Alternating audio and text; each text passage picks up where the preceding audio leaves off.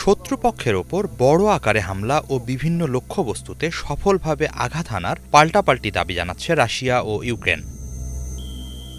রোববার যুদ্ধক্ষেত্রের বিভিন্ন স্থানে ইউক্রেনের সেনাদের ওপর শক্তিশালী হামলা চালানোর কথা জানায় রাশিয়ার প্রতিরক্ষা মন্ত্রণালয়। এসব হামলায় ইউক্রেনের কয়েক ডজন ট্যাঙ্ক, সাঁজোয়া যান ও যুক্তরাষ্ট্রের দেয়া কামান ধ্বংস হয়।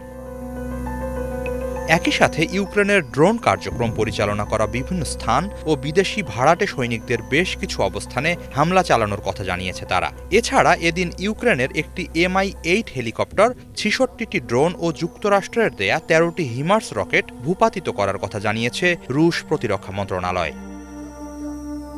অন্যদিকে ইউক্রেনের সামরিক বাহিনীর জেনারেল স্টাফ জানিয়েছেন, এদিন বিমান বাহিনী, রকেট আর্টিলারি ও আর্টিলারি ইউনিট রাশিয়ার আকাশ প্রতিরক্ষা ব্যবস্থা সহ বেশ কিছু গুরুত্বপূর্ণ অবস্থানে হামলা চালায়। খার্কোভে শত্রু সেনাদের ২টি আক্রমণ প্রতিহত করার কথাও জানিয়েছেন জেনারেল স্টাফ। এছাড়া কুপিয়ান্সকে শত্রুপক্ষকে নিষ্ক্রিয় করা হয়। তবে পোক্রোভস্ক অঞ্চলে সংঘর্ষ চলছে বলে জানিয়েছে কিয়েভ।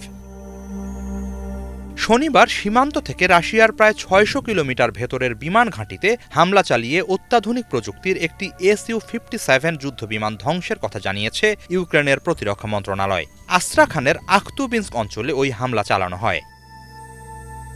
এরই মাঝে স্যাটেলাইটে ধরা বিমানটির ধ্বংসাবশেষের ছবি প্রকাশ করেছে তারা।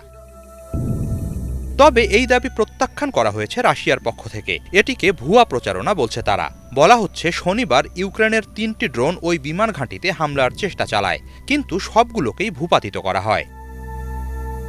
রাশিয়ার বেলগোরদ অঞ্চলে রুশ বাহিনীর একটি কমান্ড পোস্ট সহ একাধিক স্থানে আকাশপথে হামলা চালানোর দাবিও জানিয়েছে ইউক্রেন। হিজল জোবায়ের, বাংলা ভিশন।